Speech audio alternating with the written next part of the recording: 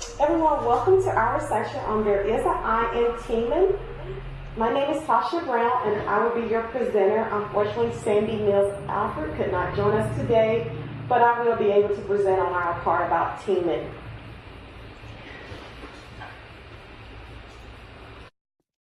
So who are we?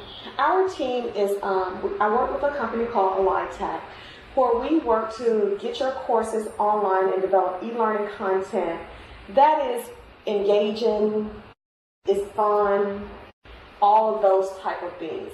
So we have a team of e-learning specialists that design custom content that to engage the multidimensional learners that we have in our classrooms today.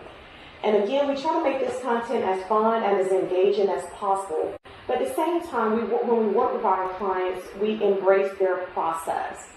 We work with several universities throughout the region, and we work in their own process. So that's one of the important pieces we want to keep reiterating throughout this presentation, that we just don't work on our process or in our own way of doing things. We adapt and flex to your way of doing things.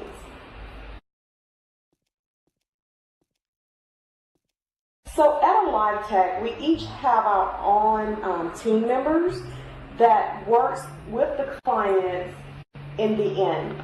So as you know, using and developing multimedia lectures for your online courses, they can be challenging.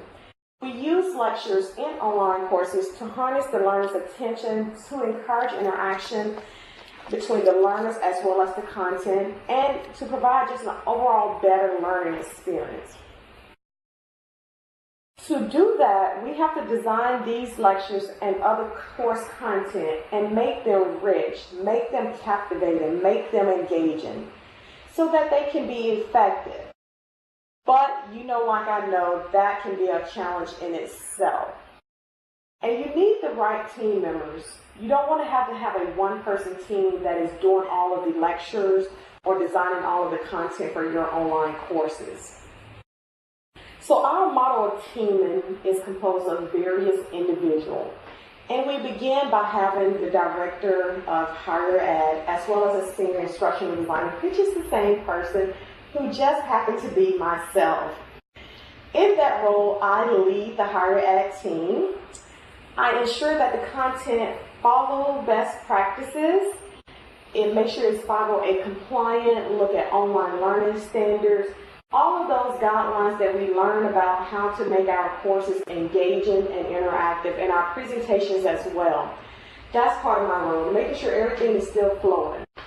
I also work closely with our project manager to identify those tasks, to identify how we can provide better support to our clients. How do we best define or best identify ways to design these courses and these content?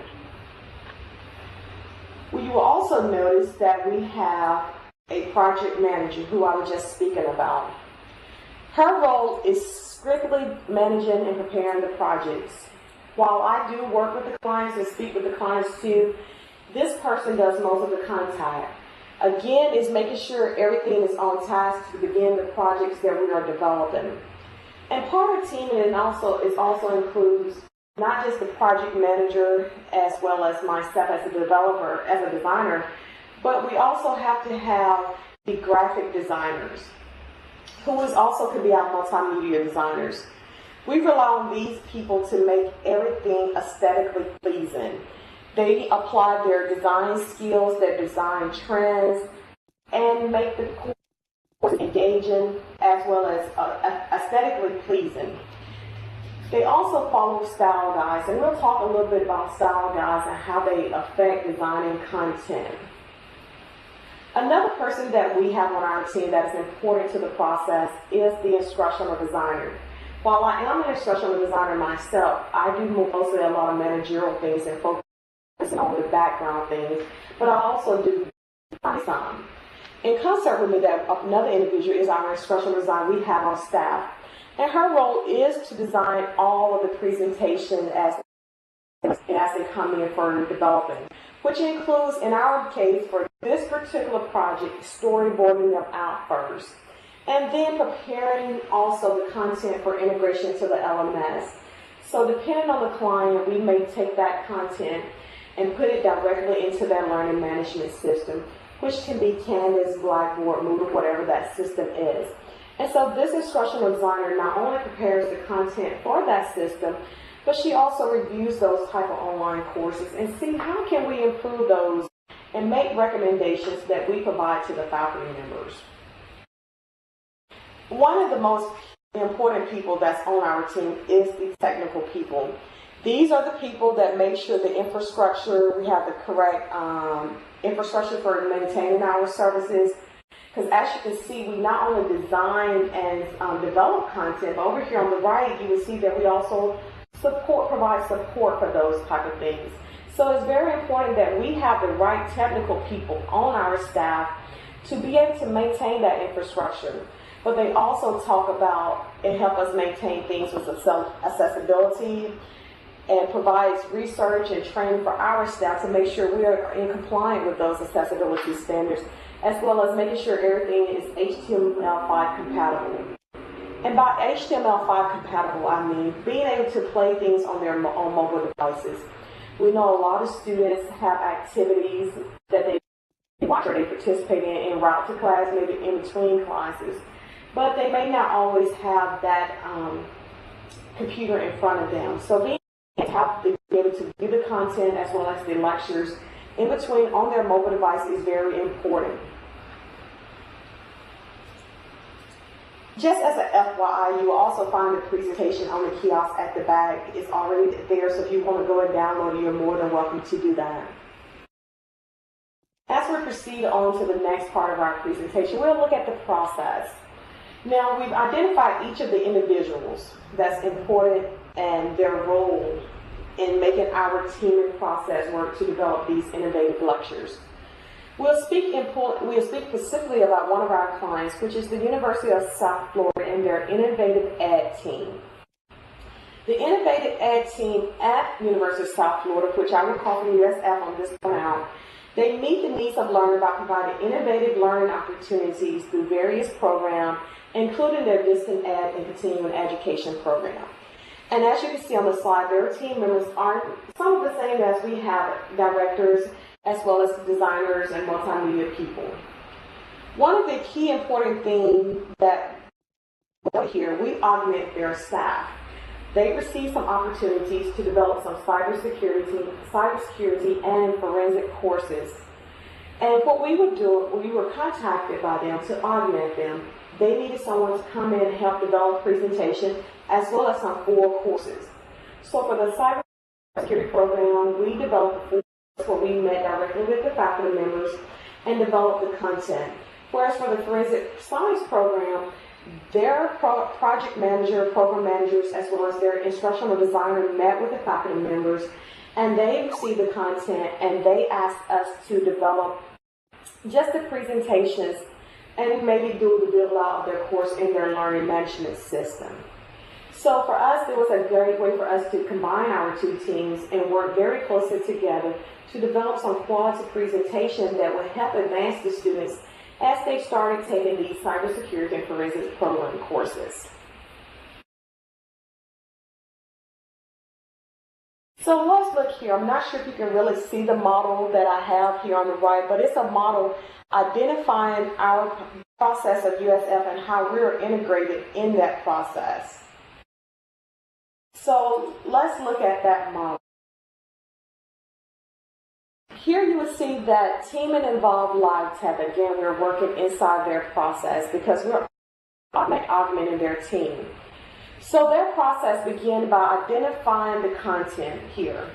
At the very top, you will see where this is where USF worked with their client, with their faculty members to identify the content. Once they receive the content, that's when they start routing it to us, our team here at AliveTek.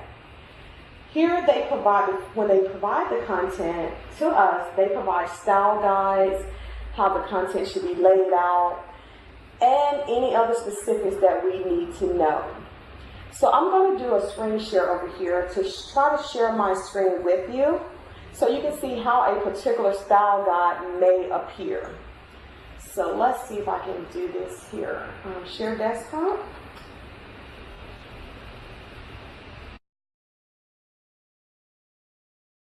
So here you will see my screen, and this is a sample style guide that they have provided for one of their presentations that we are working on. Briefly, you will see that they tell us the type of font, the color palette that they want us to use, but you will also see some particular things as how the content should be laid out. So we're going to scroll through and just look at this document and see some of the things they want us to look at. So in particular, they have different treatments that we use throughout the presentation. Things to make it innovative, make it different, make it appealing.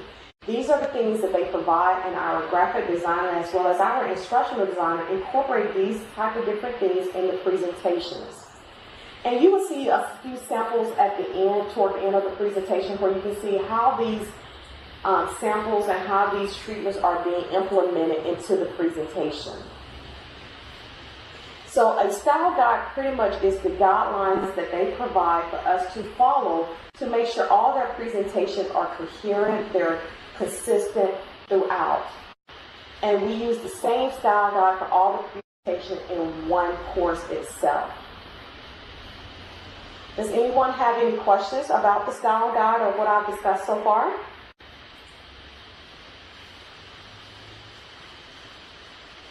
Okay. Now that we talked about the style guide and Alive USF process, once we have their process and that we receive the content, the next stage is to go ahead and begin the design of that content. So let's advance to the next slide to see how that works for us. Here you will see our model of designing content. So we begin with a script review. When USF sends their content, they send a script for us to look at, review it for consistency, clarity, and some other things. But our instructional designer look at that script, provide suggestions, make changes, and then we send that back to USF.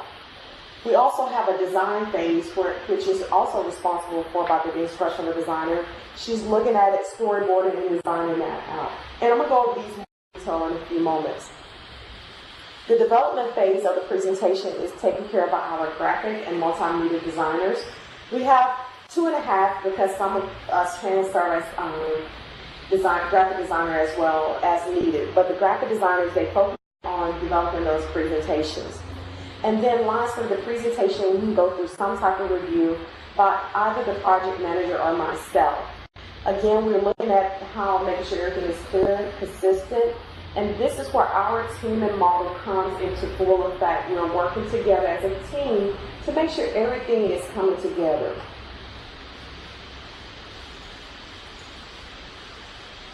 So as we move forward to the next slide here, you will see the first phase of our process is the script review. As I stated earlier, we are strictly reviewing the script for flow, consistency, clarity, grammar, spelling, basic copy editing things. It is also at this point we're able to provide suggestions to our faculty members for added interactions and other creative ideas. Now, once we have reviewed that script, that goes back to USF. And the reason being for the script review, it allows us to make those changes before the professor records the audio for the presentations. So we send that file back where we upload through Dropbox. We do not email because email can get very clunky with files, but Dropbox allows us to stay simple and we all can locate the file relatively easily. Once we send that script back, the professor records it. USF may make a few changes here and there, but they record the audio, and then they upload the files back into Dropbox where we begin the ID or the development design of those presentations. So as you can see early on, there is a tremendous amount of communication and collaboration between AliveTek as well as the USF Innovative Ed team to make sure that the presentations are effective and meeting the needs of the professor. We're still having our team and model at work. So the next phase, as you can see, after we have did the script review, we start with the design of the presentation. So here's where the instructional designer, she storyboards the presentation out. By that I mean, She gets the presentation. She identifies the appropriate images that should be used. And some of these images are submitted by the faculty members, while other of the images we locate from our stock photo using iStock or ThinkStock. We also apply those treatments, as I spoke earlier about style guide. If you remember, the style guide is over here on your right. We apply these different type of treatments here. So if they're wanting to highlight a definition, we have a definition treatment. But we also have different treatments to identify different type of call-outs for highlighting certain points of the presentation, or things of that nature. So that's one thing that this instructional designer does as well. So if we look at one of the examples here, there is a process for collecting evidence at a crime scene. So if an instructional designer is looking at the script, they can make those ideas and make those suggestions on the storyboard. I'm going to show a storyboard that we have that you will see later in the presentation. I'm going to show as an example. So if you can see my screen on this side here, this ID has made recommendations in the column here. This is the script that has been provided by the professor. So she takes that script and makes suggestions on what pictures should be used, as well as what the on-screen text should be for that presentation. You would notice in the previous slide that image is an image that was provided by the professor. So we try to use all the images and all the content that the professor recommends, because that is real life, real important information to these presentations, but we also can enhance it with the images from our stock photos account. So that is just one sample storyboard we have, and that storyboard can be really long because it depends on the amount of content that we are showing or the amount of content that the professor is willing to and wanting to create in the presentation. The next stage of the process of teaming is the development stage. Here's where the content that is storyboarded out is being developed by the graphic designers. They take that presentation storyboard that the instructional designer has created and they start laying it out. They use a particular piece of software named Articulate Storyline, or we sometimes use Presenter. And this is when the graphic designer gets the content. He or she can edit the photos. They may arrange the content. They do interactions. They have interactive quizzes, buttons, sync audio. It's a full-blown presentation development. It is very important for the instructional designer phase to be as thorough as possible, because the graphic designer is pretty much just taking those ideas, laying it on the slide, and presenting it. So if we go back over here to the my screen share, I have a sample presentation that we have developed in Articulate Storyline. Here you will notice that we have developed some buttons here that has documentation and photography on them. You will also notice the screenshot of a stock photo at the back. This is an image that we downloaded from the web through our stock photo account. And this slide, it was very pertinent for this slide and important because this says these are some key things to know before you go and try to collect evidence at a crime scene. So this image really relates to what we want them to stop, think about what they're doing, and think about these things they're learning and implement those correctly as they do their presentation, as they go through the course and eventually collect evidence. You will also notice from this slide that this is where they lay it out as far as the content. They're also having to sync audio, which you would notice down here in all the buttons. Developing a presentation in Articulate Storyline can be very time consuming because you can get carried away with trying to make things interactive, engaging. So you have to pretty much manage and budget your time where you're not spending too much time on one slide doing one thing and maybe not have enough time to complete the rest of the presentation.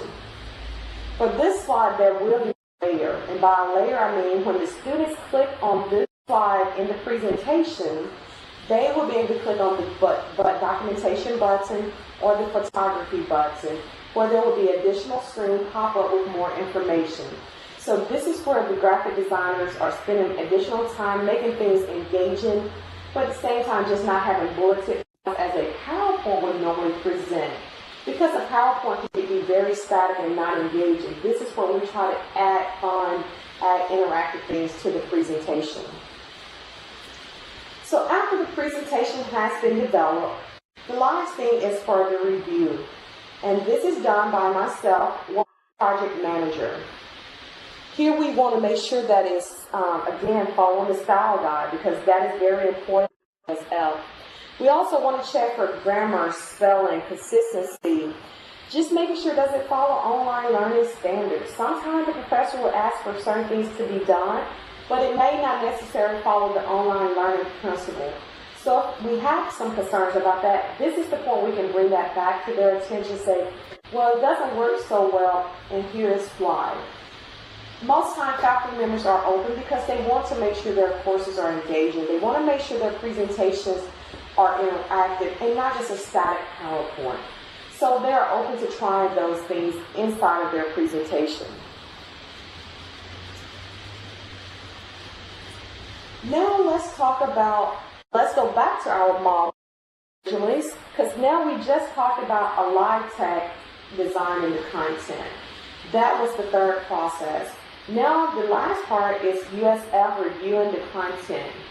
Here you will see that we send the presentation back to them and upload in Dropbox, and they send us a change request back saying, this is what we would like to change. That also comes back from the faculty members after he or she has reviewed it as well. So even though our model, we have to eventually go back out to the team model, collaborating with USF and making those changes.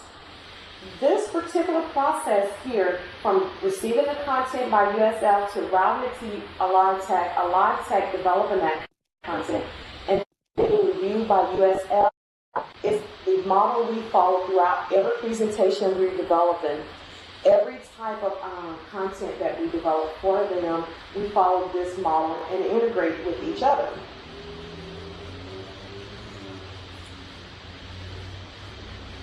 Now, one of the things that is important when we design a course is making sure that we follow the principles and guidelines of online learning. So in online learning, the ADDIE model is commonly used and implemented in content development. And as you can see from the presentation, ADDIE stands for Analyze, Design, Develop, Implement, and Evaluate. This model is also integrated in our teaming model, because if you go back to our original previous slide, we saw that USF obtained the content from the client. So they're doing the analysis phase of it. When we receive the content, we design and develop it. So now we're doing the second stage of the model, which is designing and developing it. And then, of course, when the course is sent, the presentation is sent back and added to the course, it's implemented and evaluated before the students are taking the course. And of course, as the students enroll in the course, they also are providing feedback on the presentation and how did it help them learn and were they engaged with the content.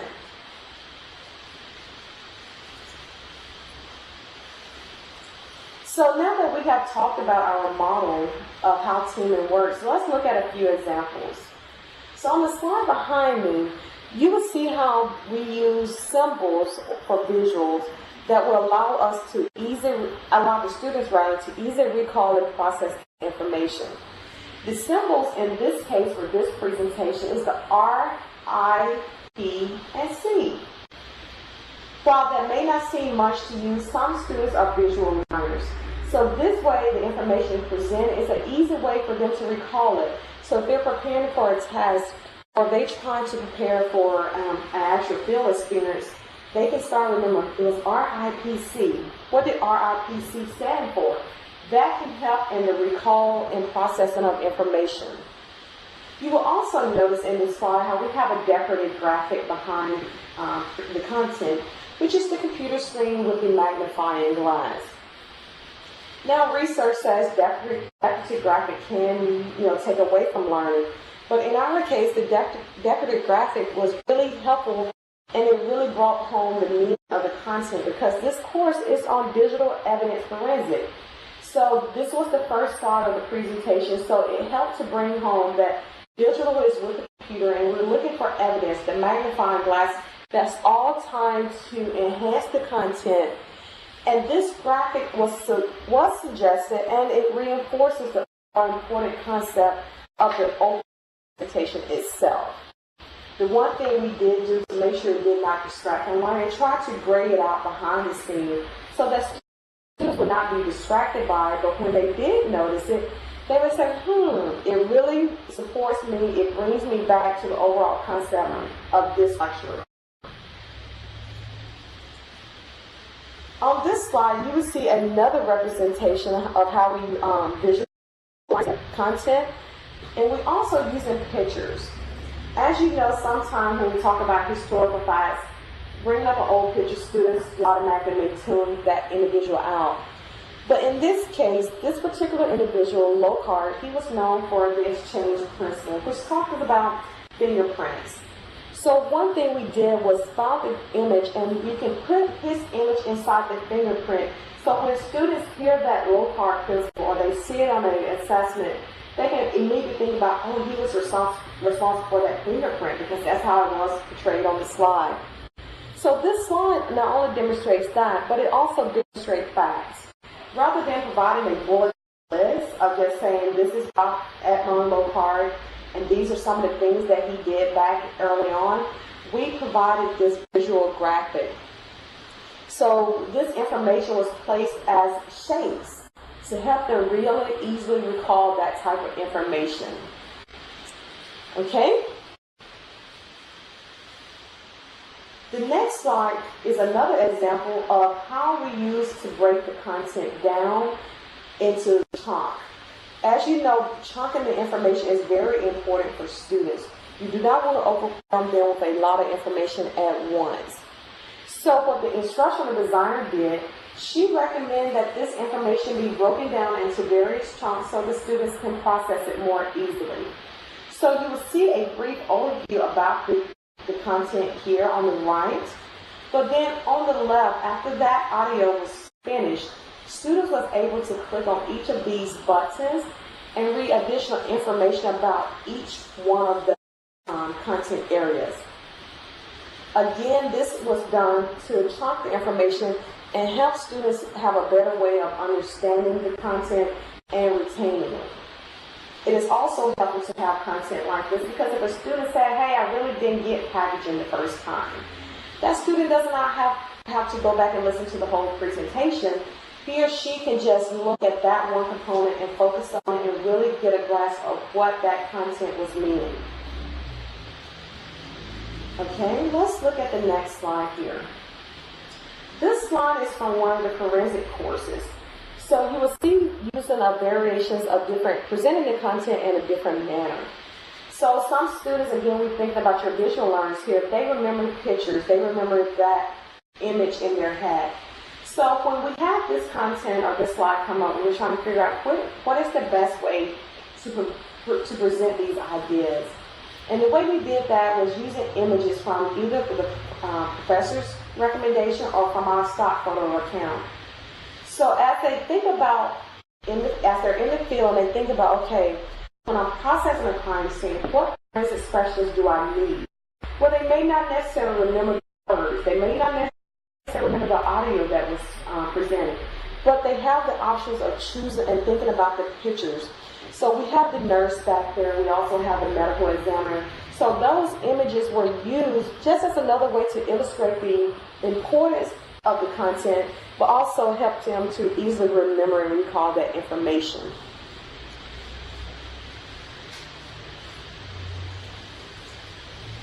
This example is of the slide I showed you earlier, which is still on our screen here. So here you will see it in action. This is how the slide really looks as the presentation is being viewed by the student. Again, when the student is viewing the presentation, they have the option to click on this button, the buttons over here, to view the information.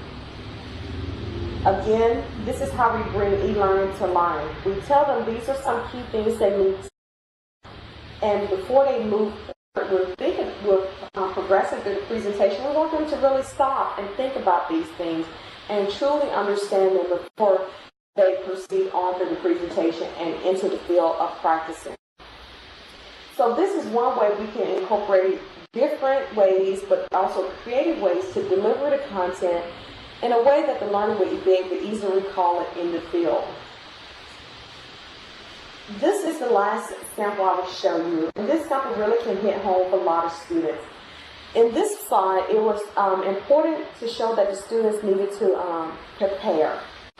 And one of the things the professor kept talking about in this presentation, being properly prepared for mass disasters. How do you handle when a mass disaster hits? So what we were able to do is download a photo here at the background from the Wikimedia account. This photo is of 9/11, so we were able to download that photo and have it grayed out in the background so the students can see and fully understand the importance of preparing. Our graphic designers was able to use Photoshop to edit that photo, and while it serves as a decorative graphic, it is really emphasizing the importance of preparing for this stage or preparing for a mass disaster. This graphic also can make the concepts more concrete, and again, it demonstrates the importance of this stage in their overall process. So here we see that we have talked about the different parts and different personnel it takes to have develop a quality presentation. Teaming is very important to designing, develop, and delivering quality presentation and course content. The model of teaming allows each person to focus on specific pieces of a code rather than one person being overwhelmed and constructing the entire project from start to finish. In our case, this process for rapid development of multimedia lectures allows us to high-quality presentation. By having a team of instructional designers, a team of graphic designers, a project manager, our technical people, we are really able to bring e-learning to life. We have fun doing this, and we have identified that this is very important to develop these quality presentations. This concludes our presentation. Does anyone have any questions about teaming and how our model works beyond developing presentations, or do you have any ideas on what you possibly would like to do as it relates to various members on your team?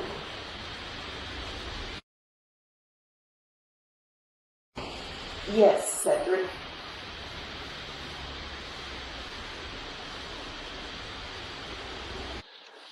You may have mentioned this, but I came in, I think, about 5 or 10 minutes late.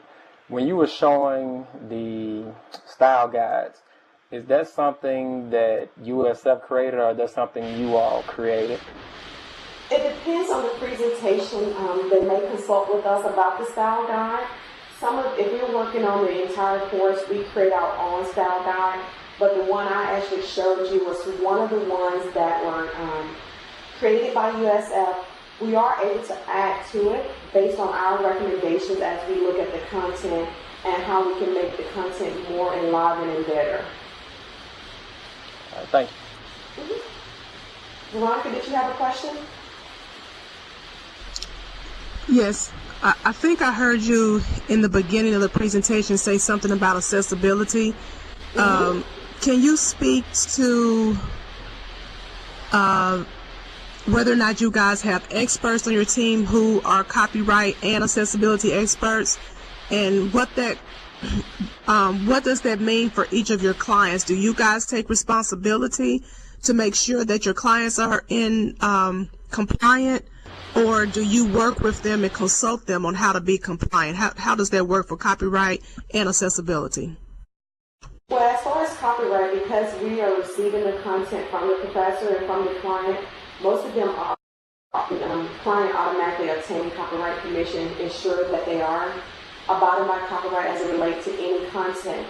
But as my team gives things, for instance, this morning one of the graphic designers was looking at a presentation, and the professor wants us to copy an article down into the course. Well, my suggestion was to link to the article to ensure we're still complying with copyright law. But all the photos, that's one reason we go through the StinkStock or iStock account, because we make sure we're obtaining those pictures in the correct manner. Wikimedia Commons, that's another area we can obtain permission. We do put that information in the source file. But now, any of the images that are provided by the faculty, the client is making sure that they are we're not infringing on copyright. If there is ever a question, the professor would normally notify them, and their USF team notifies us and say, hey, we have to change out this picture of these images because of this reason. And if that's the case, we do that because we want to make sure everybody's abiding by copyright. And as you know, forensic cases and cybersecurity is a little more, it's a little more, in my opinion, because they can use photos from old criminal cases in their presentation that we're seeing now. As it relates to accessibility and 508 compliant, we do have a team that are experts on that, and they have provided in-house as well as presentations to others on 508 compliant. We just had an assessment training in the last couple of weeks on how we can make sure our presentations are more accessible. While many of our clients are not asking about that, we want to ensure that they are accessible for all types of students with disabilities. So that's something we're taking upon ourselves. We're testing with the screen readers to make sure we have the correct alt tag. We have the correct, if it's an alt tag is not needed, we take it out, or we're tagging correctly, because you have to think about all those things as it relates to students with disabilities. While other clients do come to us, that's some of the things they're really focusing on. What are y'all doing to make sure everything is 508 compliant? We want to make sure accessibility standards are being met. Sure them by looking at their presentation and adding that for presentation. If we're working on any course content such as PDFs for the course, we go through that process of making sure they are meeting accessibility standards as well. Thank you. Any other questions?